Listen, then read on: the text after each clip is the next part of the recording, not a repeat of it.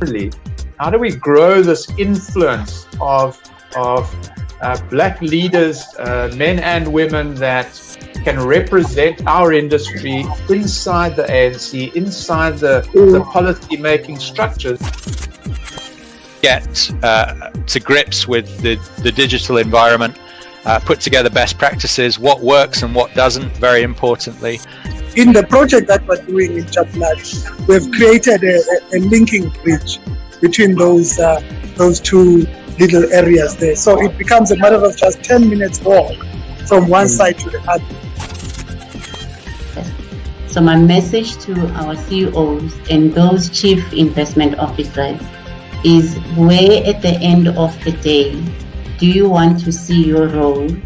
So by feeding all of our water back to a stage where we can bring it back into the process, we're in effect saving around about 35% of our water usage on site.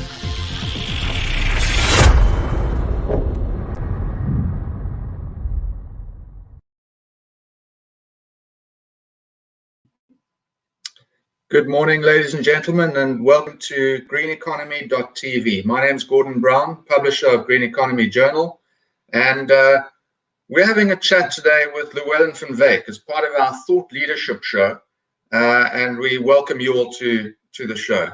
So it's a good morning from my side and to you listening, certainly in South Africa, but it's a good evening to Llewellyn, who's based in New Zealand. And today we're going to be speaking about smart cities and smart places. Llewellyn, welcome to the show. I don't expect to read out the long palmares that I would do at a conference when introducing you. So may I ask you just to give yourself a brief introduction, some of your background, and certainly some of the things that you're doing right now, please. Yeah, hi Gordon, and good to see you again, and thanks for inviting me onto your show. Yeah, let's keep this part brief because it's I always find this quite awkward. But very, very briefly, I started life as an architect. I had my own practice in Cape Town. I practiced born and bred in Cape Town. I practiced there for about 20 years, I suppose. And then got interested in green sustainability, started doing my own research around Agenda 21 and things when I was still based in Cape Town, and got an opportunity at the World Sustainable Development Summit that was held in Joburg in 2002 to get in touch with the CSR, and landed up as a researcher at the CSR, where I spent the next 17 years engaging in research into sustainability-related issues, particularly around construction materials, green buildings, and so on and so forth.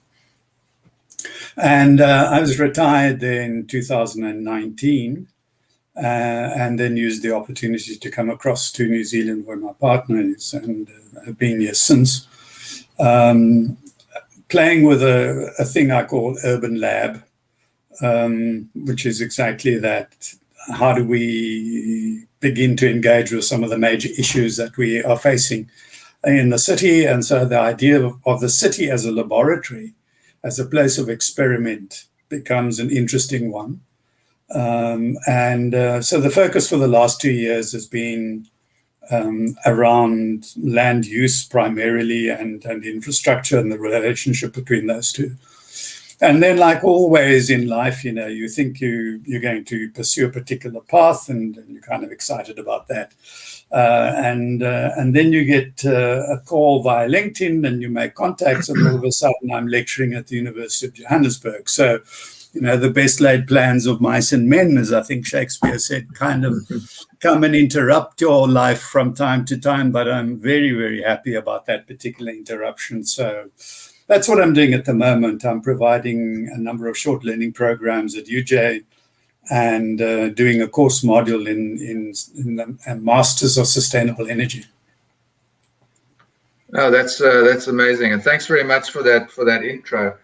So talking about smart cities and smart places, I'm just going to add one or two items that you glossed over, and that is that Llewellyn was also founding director of the Green Building Council in South Africa, and in his position at the CSIR, liaised at many levels with government, obviously, especially the Department of Public Works, large municipalities and cities and so forth, and engaged extensively in international conferences on these topics, was the convener of the Green Building Conference in South Africa and editor of the Green Building Handbook.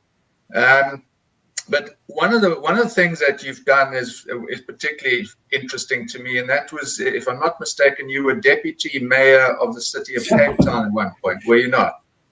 So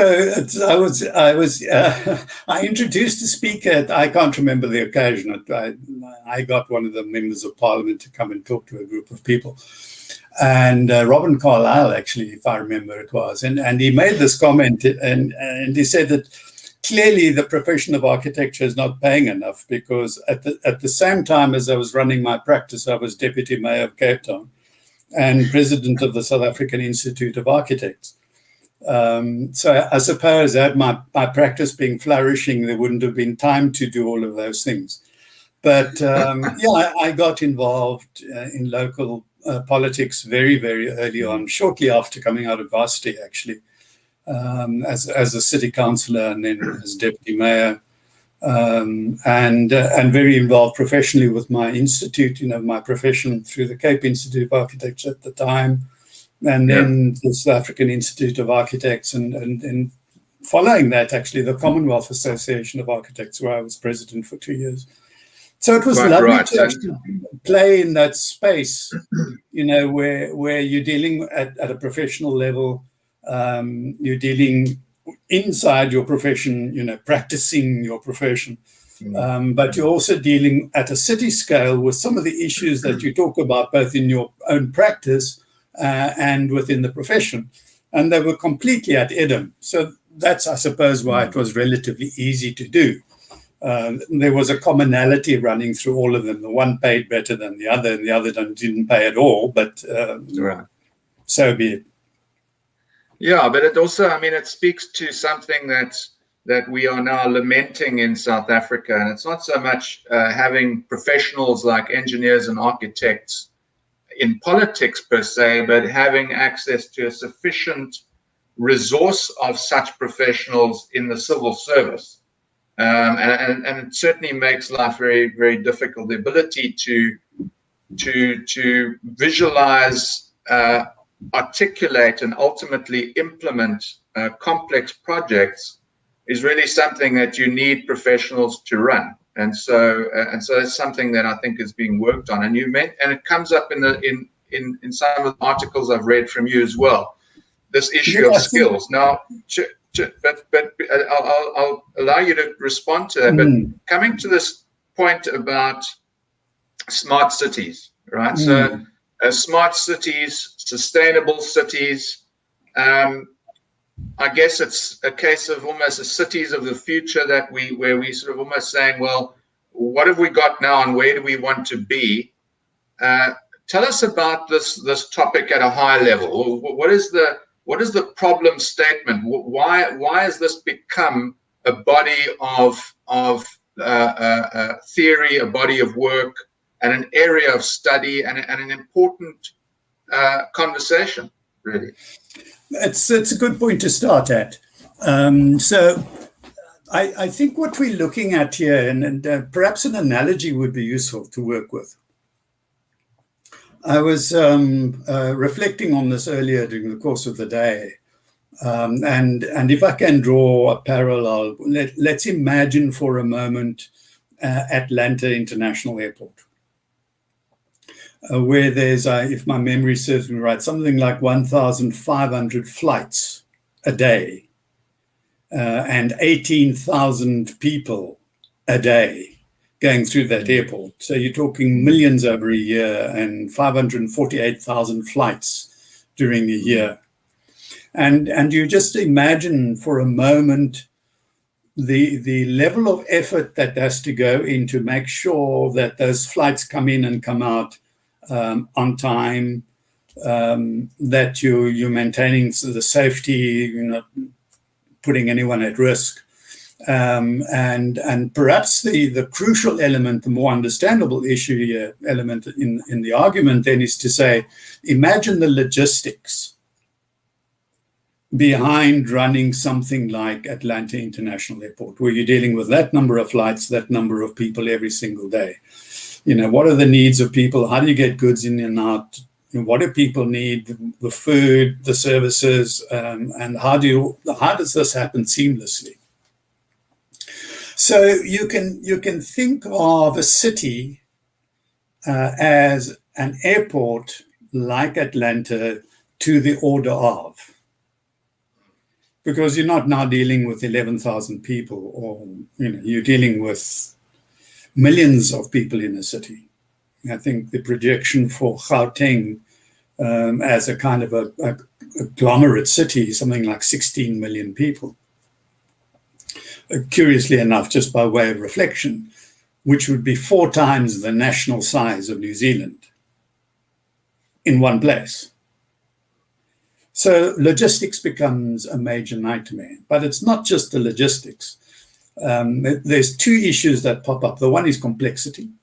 So it's the number of moving parts that have any number of combinations with other moving parts. And they've all got to come together. And then it's complication. Some of the stuff you don't understand.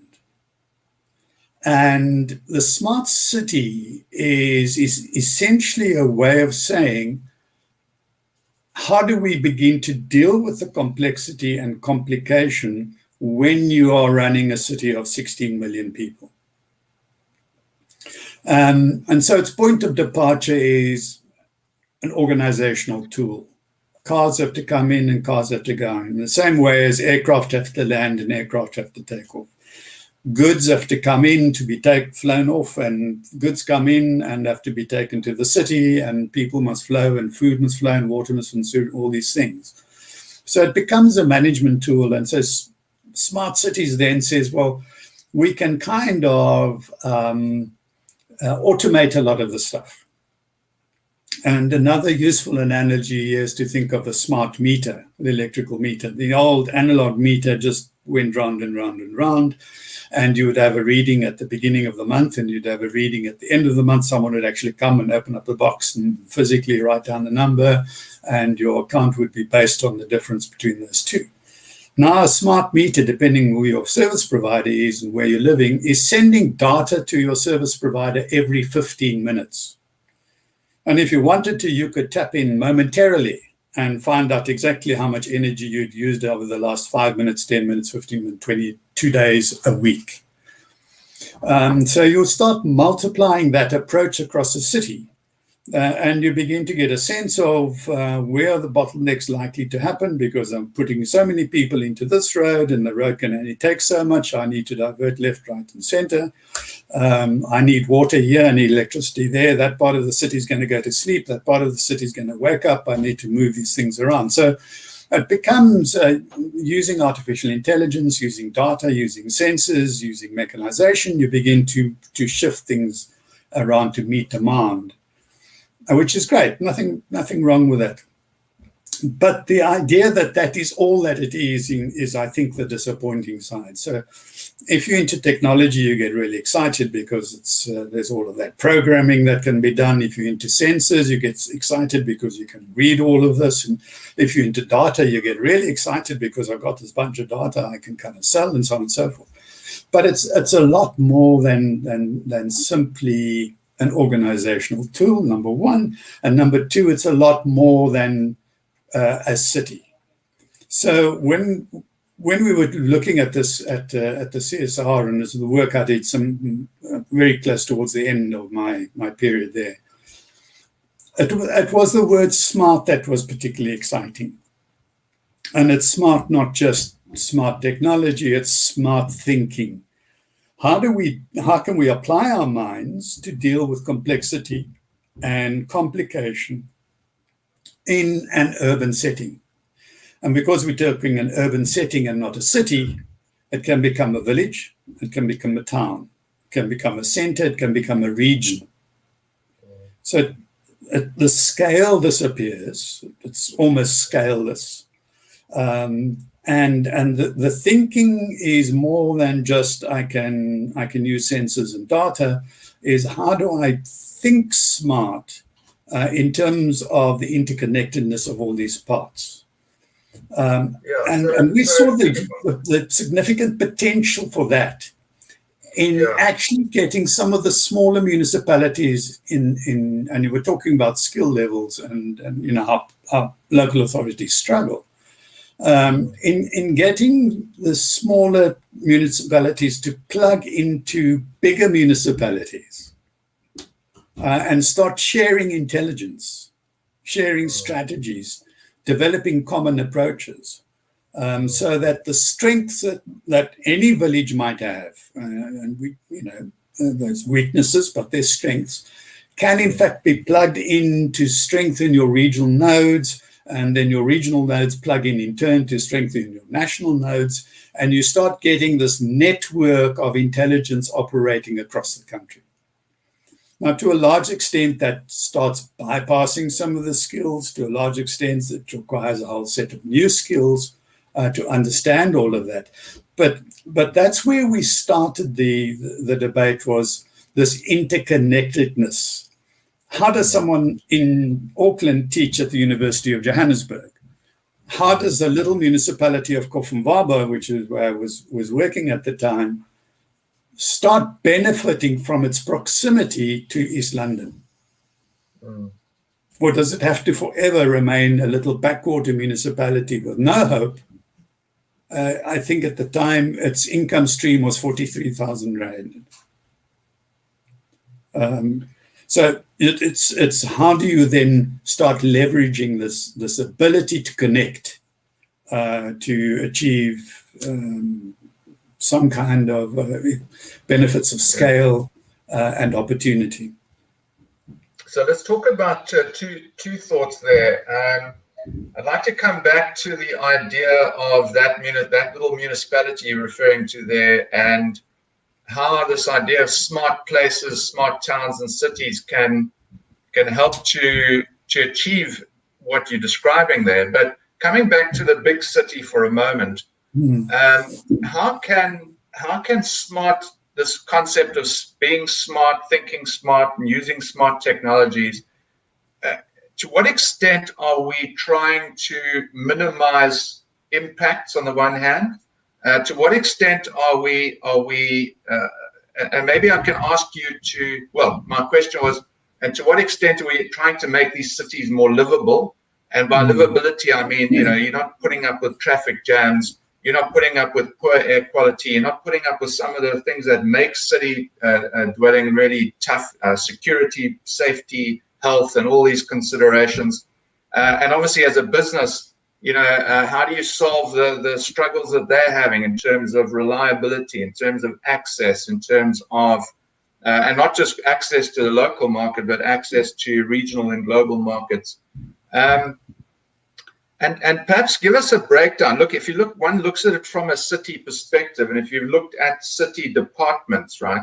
So you've got energy, you've got water, you've got sanitation, waste services, and roads and transport, and, you know, economic development and so forth. How does the smart thinking plug into that? Maybe give us some examples of how this type of thinking can really make a big difference. And maybe if you can, cite a few examples of cities where you feel, you know, they really are not, they're still operating at a very analog level, and perhaps a city that you visited where you've been super impressed by the level of smarts that you've been able to experience there. Yeah, so look, this is where I start getting excited, because you might recall from some of the latter presentations at the Green Building conference that we used to do. You know, when we started that initiative, and in the early days, it was all the green building, the individual building. I remember Javi Fagan back in the day talking of conservation and saying it's this needy enkel gebou nie. It's not that one building standing alone. It's the context that how it fits into the urban fabric.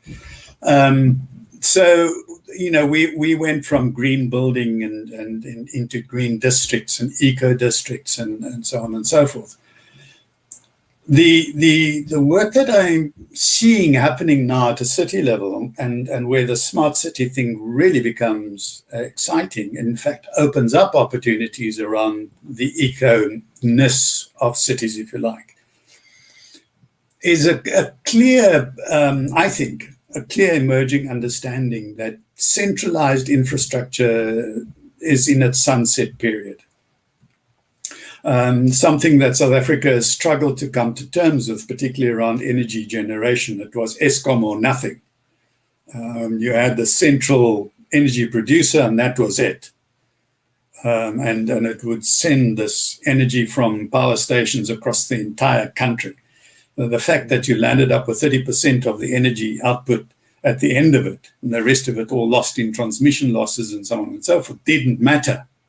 You had the centralized system, and to a large extent, our water system was exactly the same. We were going to put pipes and things running water across the country, and under a centralized. Now, we reluctantly come to a point in some countries that still don't come to that point, but we're reluctantly coming to a point to understanding that the centralized model is not working, that almost without fail, bar one interesting example, which is Singapore.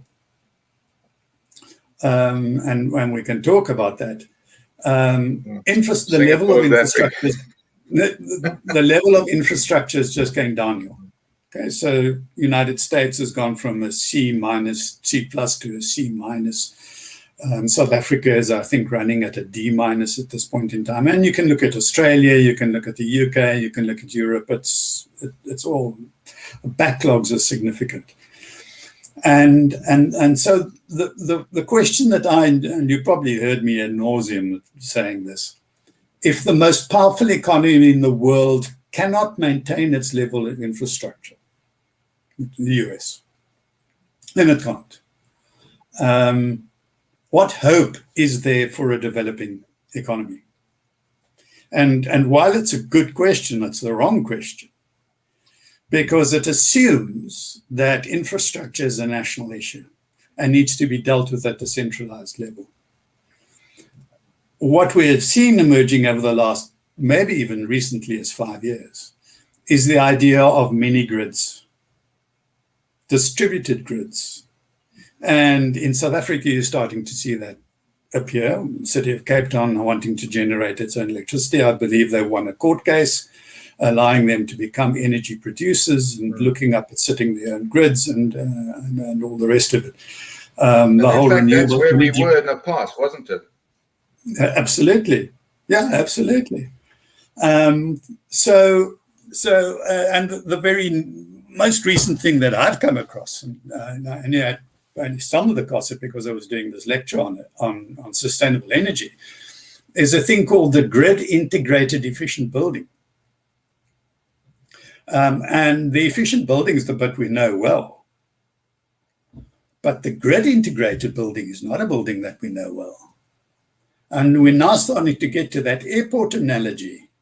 When you start plugging in thousands of buildings into a grid, how do you do that? What are the complexities and the complications that you're going to start dealing with when you deal with that? And it's not just energy. You can then look at water, you can look at wastewater, you can look at brown water, you can look at any number of the services that a municipality would be expected to deliver. And all of a sudden, the opportunity arises for a microgrid of grids, a distributed grid of grids, where at a city block level, at a city precinct level, and at a city level, these grids it are it starts to talk about circularity in a sense, because obviously, you're talking about services moving in one direction, and now you're saying, well, wait a minute, let's start opening up the opportunity to move things in multi-directions. Exactly. So you start with the one building, and clearly you want to get the building to be off-grid. It's harvesting its own water, it's treating its own water, it's dealing with its waste, it's generating its energy. And we know there's limitations, and those limitations are dependent on climate and location and use and so on and so forth. But that's where you try to go to the net zero building. And it's not always possible, and it's not always possible to the full extent. But maybe working with your neighbor, it becomes more possible. And maybe working with a neighbor on the other side, then it becomes even more possible. So from the individual building to the city block now maybe at the city. And if I can do it at this block, I can do it to the next block and the next block and the next block. And then I start doing it at the precinct level. But it depends, it is reliant on the interconnectivity. And that's where the smart place concept comes into it. This would but that's not also not just, sorry to interrupt. I mean, that also, the minute you're explaining that, I'm thinking, well, that's all possible, right? But from a regulatory point of view, you start running into the problems. To what extent does regulation have to change to enable the smart city? Well, lots has to change. Lots has to change. I think the scariest bit is that we have to start changing our zoning scheme. Because it's implicit that when you start assembling buildings together, you don't want to put a whole bunch of hotels together because they can't support each other. They're both demanding services at the same time. And one of the most wonderful projects I've come across is one in the States, in Portland, four square place, where they deliberately assembled buildings such as an apartment block and an office block and a hotel block. And you can make some assumptions that the office block is operating between 8 and 5, and the apartment block is operating between 5 and 8. So when the office block is working, COVID's probably messed that up a little bit now, so we need to change office to something else. But when the office building is really operating at its peak, the apartment building is idling. So whatever energy it's generating from wind or solar or geothermal or whatever can feed the office building. Ditto water and all the rest of it. The office building is really working very hard and trying to sort out the sewage and so on, so it can plug into the apartment building sewage system because that one's not working so hard at the moment. And then the roles get reversed. When people pack up and go back home, suddenly the apartment building kicks into life and the lights go on and the cooking starts and the showers start and all the rest of it, and the office building starts shutting down. So how you start... Llewellyn, just a quick aside there. I mean, we're seeing this in the city of Cape Town. I'm not sure to what extent it's happening in other cities, but we're seeing the advent of these mixed-use buildings where the top half is residential, the bottom half is commercial. I don't think it's visualized from that perspective, but certainly that's one of the advantages. But thought I'd just chip in there with that point. Yeah, sure. So, I mean, mixed use is obviously wonderful and it's completely supported. But you now have to be smart. Right. Which buildings can I pair together that won't be in competition for services at the same time? And then you've got roof space as a challenge, right? I mean, so this is one of the big dilemmas in a let's say in an industrial area. You've got two buildings next to each other on separate urban, which means they can't trade or swap electricity. The one's a big boiler plant that's got no roof space but uses massive amounts of energy. And right next door is a massive warehouse with an incredibly large roof, but no real use of electricity. So, because of regulation, you can't put a system on the warehouse and you sell the electricity to the plant next door. But nevertheless, so yes, you've got to get smart. You actually have to have these investments and set it up. Yeah, sure. So it starts now, and that's hence my, right at the beginning, I said my interest in land use. Is you start assembling the blocks, anticipating what it can generate and what it can use. And can we find complementary usages so they become mutually supportive? That's the forest principle. Your forest has ranges of plants because they support each other at different scales. They're not in competition. They do different jobs. from the big canopy to the smaller canopy to the smallest, and then down to the mushroom attached to the base of the tree. It becomes a system. And so now what we start talking about is an infrastructure ecosystem. Now, that's not possible without smart technology. That I will concede. It's only smart technology that's going to enable that to come into play. So you've got to have a system that allows these things to shift across. Nature does it, by the way, without that kind of smart technology, but maybe at some point in time we'll get really smart and understand how nature does it, and we don't need to do all the sensors and the data and all the rest of it goes with it.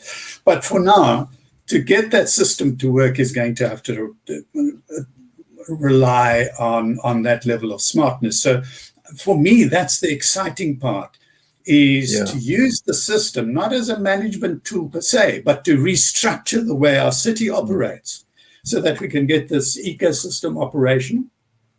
We can downscale it to get it to function at the smallest possible scale, and then put those pieces together until you work back up to a city level. And so it's doing this is almost like elevators in a high-rise building. You know, it's kind of going up and down all the time in response to what the city is doing. So that's the one thing that makes it possible. The second one that makes it possible, and we were heading there anyway, but COVID kind of put a flashlight on it, is the death of the CBD. There won't be such a thing as a centralized business district. We'll have decentralized business districts, many of them. And the mayor of Paris was smart enough to kind of coin it, and she talks about the 10-minute or the 15-minute city. That's absolutely spot on. When you get to this interchange, this ecosystem, this infrastructure ecosystem, you can in fact begin to get in micro cities, or the 15-minute city, if you want to give it a nice sexy name, and there isn't anymore a centralized idea. There is this grid of grids. So it's almost like moving back. It's like moving backwards in time to the village, to the villages, if you like. Yes. Yes. And it's when you do that. It's when you do that that you then stop some of the logistical challenges of how do we move 40,000 motor cars in a space between 7:30 and 8:30 in the morning into a city. Where do we park them? And how do we get them all out again tonight? When you start being smart in the frame, in this ecosystem approach, then that is just not even a consideration anymore.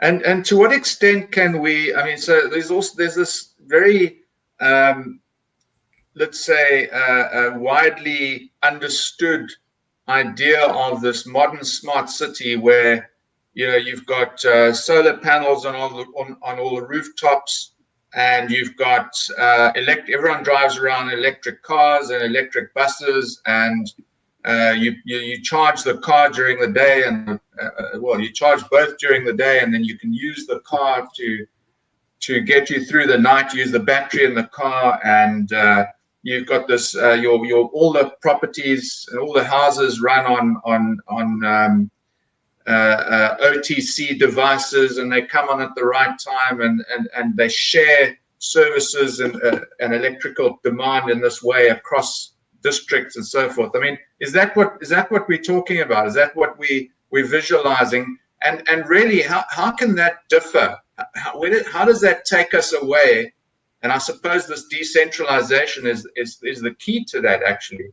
Take us away from the sort of experience that we have, yes, in our own cities too, but also in cities, I mean, like Nairobi, where it takes 5 hours to drive from the city to the airport, which you could walk there in half the time. Correct. Talk to us about the experience of people living in these smart cities and businesses functioning in these smart cities. How exactly do we see this coordination coming into effect?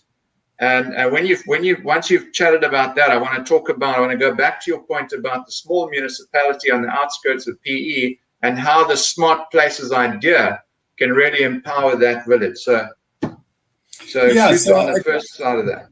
Yeah, so I think from a green perspective, let's just touch on from the kind of sustainability level first. The whole idea around, for example, energy efficiency is to try and get a building to reduce its energy demand to the point where the production capability of renewables is able to meet demand. So that's the relationship. Pull down your demand so that the available supply from renewables can meet it. But we then take that further and you say, we'll do that with water, we'll do that with brown water, we'll do it with grey water, we'll do it with black water, and we'll try to extend it across all the services that you get to. So the efficiency thing becomes really, really critical, so that you pull it down to bring it to within the capability of what you can meet. And ultimately that then starts talking to the net zero city. So your ecosystem of your infrastructure ecosystem now is also a net zero system. And you mentioned the word right in the beginning. That is getting into that circular idea, that you're actually just making it go round and round and round with a number of players pumping in and some taking out. But you're keeping that balance going. The part of that motivation is to say, given some of the very clear impacts that we're anticipating in terms of climate change, the risk you run with a centralized system, and Texas experienced this full on when it had its power outages because of the climate condition, that the cold snap that happened. The whole of Texas goes down. And South Africa was pretty much in that place. In fact, that's what blackouts are all about. When Eskom can't cope, it just shuts down chunks of the country. And depending how badly it can cope, it just shuts down bigger chunks of the country. But climate change will have the same impact. So if you have a major event hitting Cape Town or hitting the Gauteng area or hitting your power production area, then that's it, the country goes down. So centralized cities and climate change impacts are the worst kind of combination that you can look for. So both in terms of getting to a net zero position and in terms of becoming resilient, climate change resilient, the infrastructure ecosystem that operates at this mini grid, this grid of grids, is ultimately where you want to move from, just from a resilience perspective. No, thank you very much. So can I ask you to switch across and just talk about how the thinking behind smart places can really assist, the smaller towns and villages in South Africa and elsewhere in the world? Yeah, so at one level, it starts looking at logistics. We were looking at this little town of Kofumvaba, being on the outskirts, about 120 k's from East London. How can those kinds of towns begin to plug into East London, particularly because East London is targeted as an economic hub, and it's got Mercedes-Benz already as a major player there, and a harbour and a port and all the rest of it. How can these outlying towns begin to connect into a network that supports the activities in East London? So as in the same way that you're decentralizing energy from being concentrated in one point and spread around, can we look at decentralizing some of the economic activity that might be in East London and actually share it outwards to some of the towns in the area?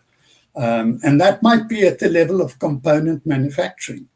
It might be that there are materials or raw materials or skill levels in a town, or could be put in a town, that could provide components that then feed into whatever economic activity that particular place is known for. Now, in East London, that would be automotive. In Port Elizabeth, to a large extent, it would also be automotive. You've got Volkswagen in Uitenhage, And I think Ford had a plant there at one point in time as well. They've also got Kucha as an industrial development zone or an export zone. So with this known economic infrastructure that the government has invested in, using a smart network, can you get these little towns then to become component suppliers based on a range of skill capabilities, material capabilities, and so on and so forth, that can then begin to feed into a broader network, a broader economic network? And the question that was then asked, in order to give effect to that, what kind of intervention would government need to put in place to get this plug and play, if you like, where local authorities plug in to a broader economic strategy at a provincial level? So within the Eastern Cape, if you were looking at the Eastern Cape economic strategy, how could you then get these places to begin to plug in to a broader economic strategy? And what would government need to put into such a strategy to encourage those components to actually be viable and establish and work? At the moment, as I said, with that preconceived smart place blueprint, then that town could access that, and it has. I mean, maybe talk us through the key components of the concept of the smart place and how that can really catapult that place forward to be able to deliver, really world-class components and services back to these multinational companies operating, in the vicinity. Yeah, so I mean, one of the interesting things about Kofunvaba is, my involvement there was around the development of the Science Centre, which I think is now complete and they're busy kitting it out. So to what extent could Kofunvaba, on the back of the Science Centre, begin to be an R&D kind of a centre, where some of the development work that might feed into the economic strategy for Eastern Cape begins to happen at a science level? And if that's possible, and we certainly think it is possible, to what extent do the schools in the area then begin to respond from a curriculum point of view, and some of the bright students that you do get at these schools begin to feed into the Science Centre as part of a broader research, development and innovation program? It also so happens to be that there's particular clays in the Eastern Cape which are potentially viable as cement replacement, for example, to replace cements. So from a raw material point of view, there's material there that could in fact be used and developed as alternatives to some of the more energy intensive and certainly some of the more kind of carbon emitting type materials that we're using. And that's just two examples. Just by looking at one little town and what was inherent in that town, without doing a lot of work around what the other potentialities of places like Kofunvaba might be. If you went to Mthatha or some of the other places, you might find other opportunities that are left out. And they're left out because of the distance, to some extent, the logistics. And they're left out because of the kind of scale of operation. But when you start doing at network level, then the scales become different. You don't think at that level anymore because you're plugging into something much bigger. No, got it. And so, Llewellyn, that's all we have time for today. I mean, I could take this conversation on for hours and hours, and I know that we've only just touched the surface of these ideas with you today. But I'd just like to thank you very, very much indeed for sharing your thoughts and insights with us. It's been marvelous to link up with you halfway around the world. I know that in a few minutes you're going to link back on to South Africa and speak to students at UJ, and what a pleasure. Suffice to say that viewers, you find out much more about Llewellyn's ideas and thinking on greeneconomy.media. We run a regular feature in the Green Economy journal from Llewellyn. So that's just one place you can access information. Llewellyn, do you have a website for Earn Lab? I don't actually. I'm amiss in that. I'm a little bit old school, talking about this ecosystem. But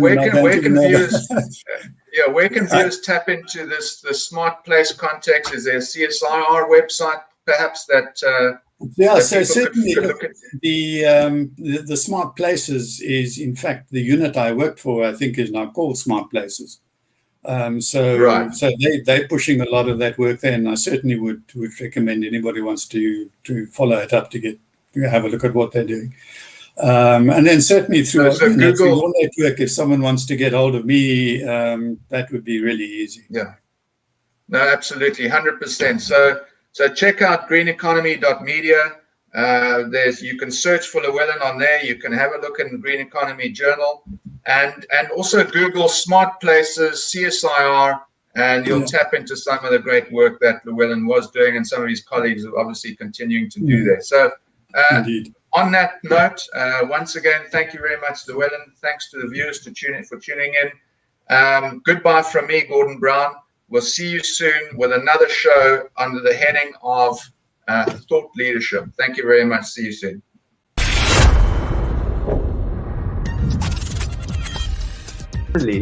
How do we grow this influence of black leaders, men and women, that can represent our industry inside the ANC, inside the policy-making structures? Get to grips with the digital environment, put together best practices, what works and what doesn't, very importantly.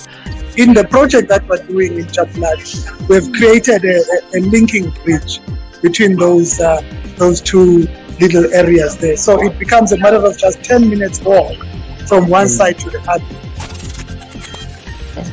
So my message to our CEOs and those chief investment officers is, where at the end of the day do you want to see your role? So by feeding all of our water back to a stage where we can bring it back into the process, we're in effect saving around about 35% of our water usage on site.